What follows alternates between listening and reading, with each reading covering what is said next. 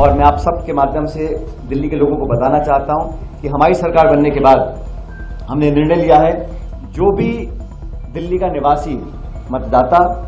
शिक्षित होगा, लड़का लड़की, और वो बेरोजगार होंगे, उनको हम 1 वर्ष तक, और हम चाहते हैं हम उनको ताकत दें ताकि अपने जीवन को सुधार सकें। हम लोग सरकार बनने के बाद हर शिक्षित बेरोजगार व्यक्ति को 8,500 रुपये प्रति माह का उसको हम आर्थिक मदद देंगे 1 साल के लिए। लेकिन ये मदद सिर्फ आर्थिक नहीं होगी, हमारी कोशिश ये रहेगी कि हम उन लोगों को उस क्षेत्र में अब्जॉर्ब करवाएं जहां उन्होंने ट्रेनिंग या पढ़ाई करी है। दिल्ली विधानसभा चुनाव में कांग्रेस पार्टी की ओर से सचिन पायलट ने ऐसी घोषणा कर दी है जिसे चुनावी पासा पलटने वाली घोषणा कहा जा रहा है। सचिन पायलट ने दिल्ली में कांग्रेस की तीसरी बड़ी गारंटी की घोषणा करते हुए कहा कि दिल्ली में बेरोजगार युवाओं को 1 साल तक 8,500 रुपए प्रति माह की आर्थिक मदद दी जाएगी। इतना ही नहीं, उन्होंने 1 साल की अप्रेंटिसशिप दिए जाने की भी बात कही है। सचिन पायलट ने बताया कि दिल्ली में कांग्रेस सरकार गठित होने पर इस वादे को युवा उड़ान योजना के तहत लागू किया जाएगा। निर्णय लिया है, हमारी पार्टी ने निर्णय लिया है और मुझे बड़ी खुशी है कि इस गारंटी को आज जनता के समक्ष रखने के लिए पार्टी ने मुझे आदेशित किया है। और मैं आप सबके माध्यम से दिल्ली के लोगों को बताना चाहता हूं कि हमारी सरकार बनने के बाद हमने निर्णय लिया है, जो भी दिल्ली का निवासी मतदाता शिक्षित होगा, लड़का लड़की, और वो बेरोजगार होंगे, उनको हम 1 वर्ष तक, और हम चाहते हैं हम उनको ताकत दें ताकि अपने जीवन को सुधार सकें। हम लोग सरकार बनने के बाद हर शिक्षित बेरोजगार व्यक्ति को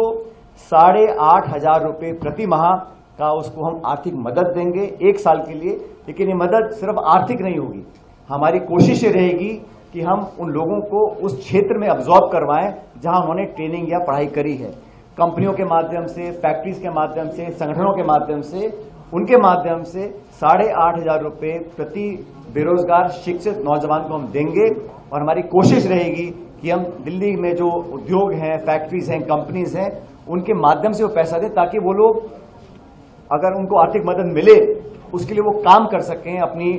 स्किल सेट्स को बढ़ा सकें, अपनी कार्यकुशलता को और विकसित कर सकें, ताकि 1 साल समाप्त होने के बाद वो अपने आप उस क्षेत्र में अब्जॉर्ब हो सकें। और रोजगार निर्मित करने का जो काम होता है वो सरकार की पहली प्राथमिकता होनी चाहिए। मुझे खेद है कि राज्य सरकार और केंद्र सरकार दोनों ने बेरोजगारों को नजरअंदाज किया, और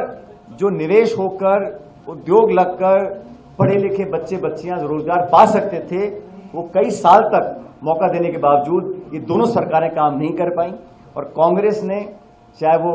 राजीव जी की सरकार हो, जब आईटी क्षेत्र में हम लोगों ने जनता को प्रोत्साहित करने का काम किया था, मनमोहन सिंह जी की सरकार में हमने जीडीपी को बहुत आगे बढ़ाया था,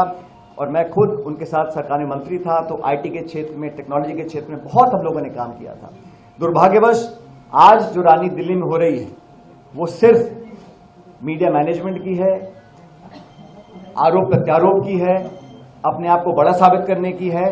और इसके घर पे इतना पैसा, उसके मकान में इतना पैसा, यहां तक सीमित रह गया है।